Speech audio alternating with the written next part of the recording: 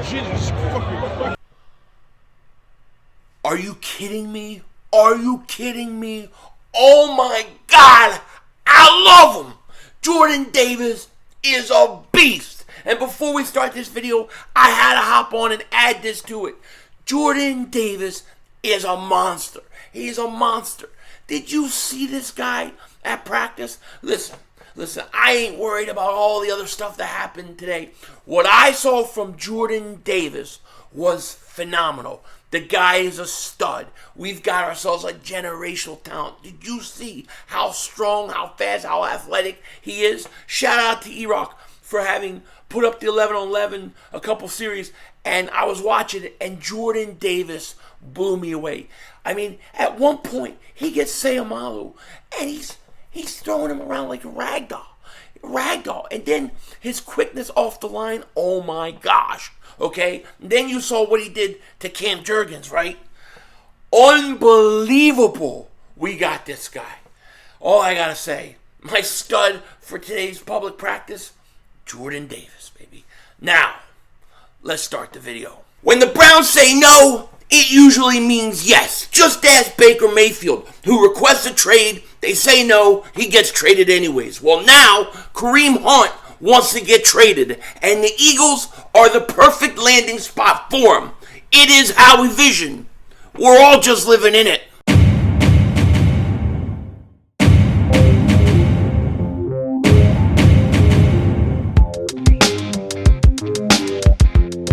Dallas still stinks.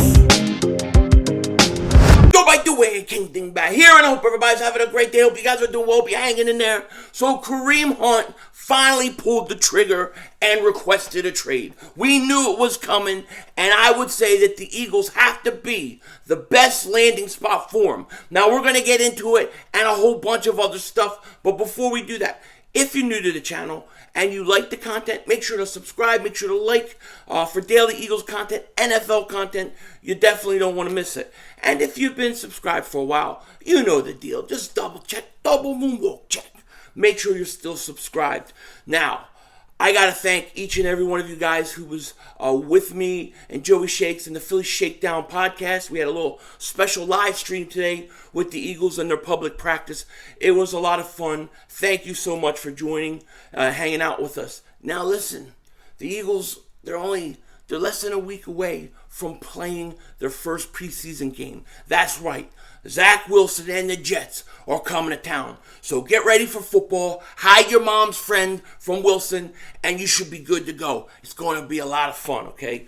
I had to come back on here and do another video because we have a ton of stuff happening right now today. A lot of interesting stuff that you just know I had to talk about. I couldn't hold back, okay? First thing, the Eagles had a little roster move today, okay? So the Eagles bring back Jarrid Williams. They cut him July 27th, but with Malata and Dillard having concussions, the Eagles are a little short on left tackles. So they bring Jarrid Williams in. Remember, he's 6'6", 325 pounds.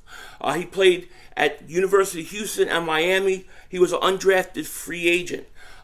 So he was with the Eagles all off season. They need the extra body, and that's pretty much what I see him as, a body, for camp while those guys are out. So it is what it is. Hey, we had a roster spot open, so why not do it? Other news. The Washington Commanders, stupidest name in the history of history, maybe the perfect place for one Nate stinking Gerry to go to. I'm not joking. This isn't a joke, okay? This isn't a prank. This is the truth. I can't believe it.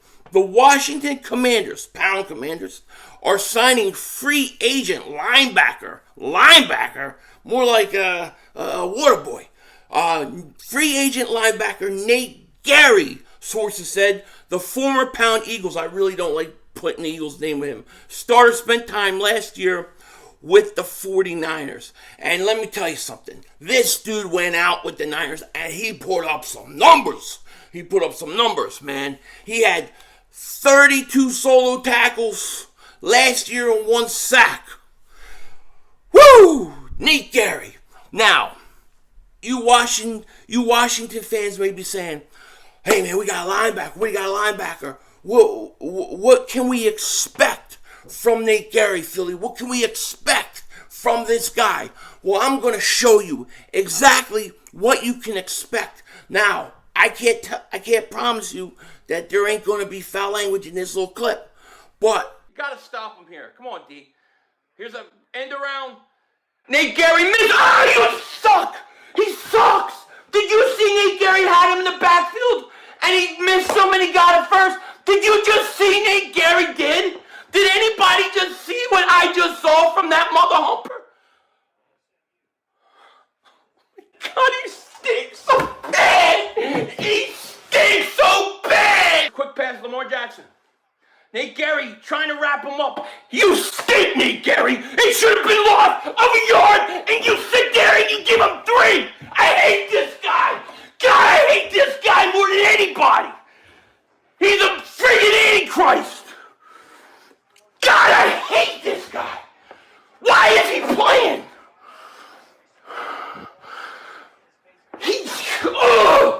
So all I can say to Washington fans is good luck. Good luck, because as soon as you signed him, I think that's pretty much a wrap on your season, all right? Nate Gerry. I don't know if he'll even make that team, but he frustrates me to no end. So it's very awesome. I love it. I love this move. I am so thankful that he is back in the NFC East with Carson. You know what I mean? The North Dakota assassin. He's with him. I love it. I love it. Nate Gerry drove me absolutely up a wall. You know, the Eagles have turned a corner. Instead of having guys like Nate Gerry now we get guys like Jordan Davis, right? Now we're not talking about Nate Gerrys anymore. We're talking about Jordan Davis. Every day, I hear anything about the Eagles, they're always talking about Jordan Davis. The guy has probably, I think, turned the most heads, him and Bradbury, in camp so far. He's just a force to be reckoned with. Fletcher Cox even said in an interview today, he says, it's hard to stop a big train when it's moving. That is exactly right. Absolutely 100% right. Jordan Davis continues to impress, and I really think that when we have our first game this week, I think he's going to have, I really think early on he's going to make a big play behind the backfield, maybe, stop the running back for a 1 or 2 yard loss. He's gonna make his mark quick. Jordan Davis. At least we're talking about guys like that, Nakobe Dean, instead of Nate Gerry's. Nate Gerry, I wouldn't even waste my time. Like, seriously, I wouldn't have wasted my time. I would have just called Mark Holmes. He lives in the D.C. area. I would have put Michael Anthony, where's the fitness up, wake him up from his nap, and I would have signed him as a linebacker. You're better off. This is a guy that I always said, Nate Gerry looks like a guy who's running in high heels. That's what he looks like. Nobody can do worse. So good luck with that, Washington. Go ahead. Have a good time. Now, the other thing I want to talk about is the running back situation. I believe the most likely scenario for the Eagles, I want to say this up front, the most likely scenario for the Eagles in terms of adding to the running back depth chart, right? The most likely move is going to be to bring back Jordan Howard. I think that's the most likely move. He's not going to cost you a lot. You can bring him in like week 1, week 2, whatever it is, and he'll be good to go. He knows what to do, and he's been good for us. He's just got to stay healthy, okay? The Eagles have 5 running backs on the roster. You're headed into preseason. Running backs get banged up. They get nicked up. I really think the Eagles still need to add running backs. Not just a big name guy or somebody that's going to take snaps away from other guys, but just in terms of having bodies. They only have 5 guys. Most teams have between 7 and 8 running backs in camp. The Eagles don't. So the Eagles are going to have to, in my opinion, at some point, add to a running back. Add to that running back room. Now, here's the thing. You have Miles Sanders, Gainwell, Ball Scott. all very similar in my opinion. You don't have a big physical back. Maybe Kenny Brooks, maybe he'll be it. He's one of the guys I'm most interested in watching during the first preseason game, but I still think you need a back. All right? So who are you going to go out and get? We've heard a lot of different names, okay? And about 2 months ago, I said, watch out for this guy. I said, watch out for Kareem Hunt. They have running backs on their roster already, and he's in the last year of his deal, and he may want to get paid. And people said to me, "Oh, you're crazy. He's not gonna want out. He's not gonna ask for a trade. What are you talking about?" And here we go. Pound Browns running back Kareem Hunt has requested a trade out of Cleveland per at Mary Kay Cabot, whatever. But the team has already told him they won't trade him. Hunt is entering the final year of his contract and has been looking for a new deal. Now, one of the things he's been doing the last few days is he's not running the drills. He's refusing to do it. Okay, he wants a new contract. And after that didn't work, he requested a trade with the Browns. Browns said no. But guess what? The Browns said no before. They said no to Baker Mayfield, and they wound up trading him. This is the new NFL. The NFL is different than it used to be. Teams would not want to trade guys and move guys just because a guy wanted to be moved. They wouldn't allow it. I think it's changing. I think teams are at the point with the amount of money that they pay these guys, they don't want to deal with it. You don't want to play for us, we'll find somewhere else for you to go. It's all about managing, the trade value. You can't go out and say we're trying to trade a guy and then say other things that ruin his value. You have to be very careful. Example, when the Eagles wanted to get rid of Deshaun Jackson, which was just a Chip Kelly move, but when they wanted to do it, instead of trying to trade him and build up his trade value, they started releasing reports about he's in the gang and all this. It was all bullcrap. But they were doing it because they didn't want the backlash for releasing such a good player. So they destroyed his trade value to the point where they just cut him and he goes to the rivals, right? But, if you look at last year with Ertz is a guy who's an older tight end, wants a lot of money, and is injured. Many people felt that his trade value had declined. The Eagles spent up until the trade deadline rebuilding it, and it worked. I believe the Eagles are now doing that with Jalen Reagor. By the way, we're hearing when it comes to Reagor, we're hearing that the Chicago Bears may have been talking to the Eagles about Reagor. I'm not surprised. I think there are a lot of teams that are talking about Jalen Reagor, but that's for a whole nother video. We'll deal with that later. As far as Kareem Hunt goes, he wants to be traded, okay? And to me, I think he's the perfect fit. He's the perfect fit for the Eagles. He's a big physical back. He averages 2.8 yards after contact, okay? And he is the complementary piece you would need. Now, there are other guys. We've talked about a lot of them, of course, and I still think that Jordan Howard remains the most likely scenario. But a Kareem Hunt, Miles Sanders, Kenneth Gainwell, Ball Scott rotation would be fantastic. It would be absolutely fantastic. Kareem Hunt can offer you something that none of those other guys can offer you, okay? That's the issue.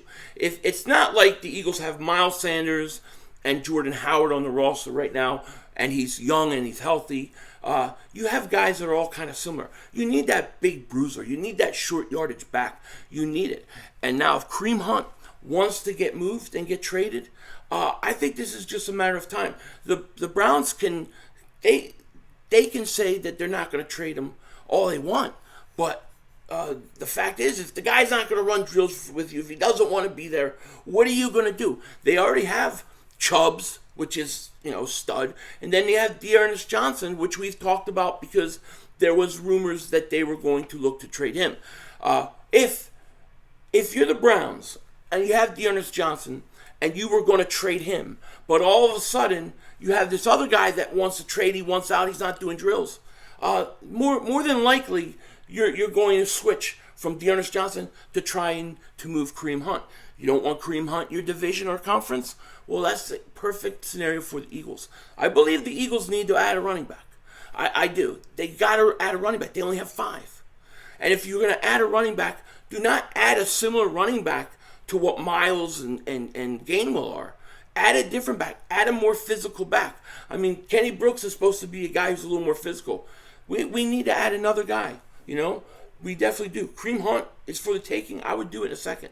I would. What would you have to give up for Kareem Hunt?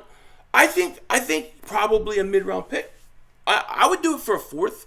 I would do it for a fourth, maybe a fifth. Now, I fully know, and I say that fully knowing that there's a real likely chance that he walks away, you know, after the year. But you get him for 1 year, you get a pretty damn good combination. And if you want to work out a situation where you can sign him, fine. Now, if you're not a Kareem Hunt fan, and I know there are people who aren't because of all, you know, the stuff that he did off the field, totally get it. I think you'll agree, though, that we still need a short yardage back. We still need a goal line type back. So if it isn't him, then have it be somebody else. You know, we've talked about all the names already. So, you know, go out and get somebody. Either way, as far as I'm concerned, I like the name Kareem Hunt. I know he's a good player. I'm more interested in the style of play. Somebody that's big, physical, that can complement those guys. That's what I want. That's what I'm looking for. That's what they need. But Kareem Hunt is now asked for a trade. And I think Howie Roseman should jump all over this. I think this would be a great complimentary piece. And it may be actually not that hard to get. It may be a lot easier besides Jordan Howard. It may be easier to get him than anybody. Here's one other thing I want to talk about with Kareem Hunt. Kareem Hunt, okay? Kareem Hunt is in Cleveland. Now, you have the whole Deshaun Watson thing, right? Where Deshaun Watson is, he's going to be suspended 6 games. But it's clear now that the NFL doesn't want him to serve his 6 games. They want him suspended for the whole year. So that they actually appealed the case with Deshaun Watson, and they're going to try to get him suspended for a whole year. More than likely, this thing isn't over with Deshaun Watson. If he's missing 12 to 16, 17 games, and he's not there, I don't think the Browns have a chance. If they don't have a chance and you get closer to that trade deadline, at that point, trading a guy like Kareem Hunt would make a lot of sense. So that whole Deshaun Watson thing could play a huge factor in whether Kareem Hunt gets traded or not. I think he wants to get traded. I think he will. You know, who knows? I mean, but I think it's more likely that he gets traded before Josh Jacobs. Although, you know, I like Josh Jacobs too. But I think it's more likely that he would get traded before him. He's requested it after all. So let me know what you guys think. Should the Eagles take advantage of the situation? And what is your overall thoughts on the running back spot? Don't you think they need a complimentary running back? I mean, Jordan Howard, probably the most likely scenario. But if you really want to make a splash and put some more fear into the Cowboys, this could be the way to go. Let me know what you guys think in the comment section. With that said, take care. Talk to you later. Of course, don't be a dingbat. It's how we vision. We're all just living in it.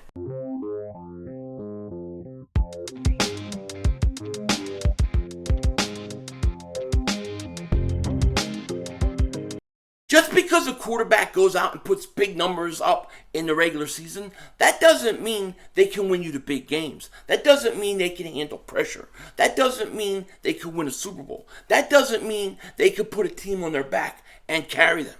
Okay? And that was the tweet that I was basically putting out about Dak Prescott. 1-3 in the playoffs, his career, going into the 7th year. 2 of those losses came at home where he should have won.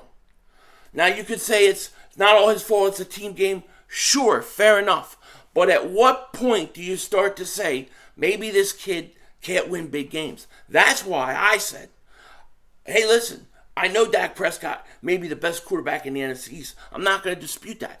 But I'll take my chance on Jalen Hurts in a big game moment where you need one drive or if it's a playoff game. You know why? Because at least he's an unknown. At least I'm not totally sure what I get. I know what I get with Dak. 14 seconds left in a game, run a draw, no timeouts left. He has to prove he can win a big game. And let me tell you, I said that And Mark Holmes, the Cowboy fans, are going crazy. I think Mark's done like 4 videos on me, including one live stream, because of it. But it's the truth. It's the truth. And it's funny is when I say, well, he can't win big games, I always get the response from them, from some Cowboy fans. Well, what about week 3? That was a big game. That was week 3. I'm talking about the playoffs. I'm talking about if you don't win, you go home. You know, I couldn't believe what I was reading. And then it occurred to me. The young Cowboy fans don't know what it's like to win because they're never in the playoffs. They literally don't. So, yes, week 3 is big to them because that's all they got is the regular season. Then, at that point, I sat back and I was thanking God that I'm an Eagles fan. Denzel Washington out.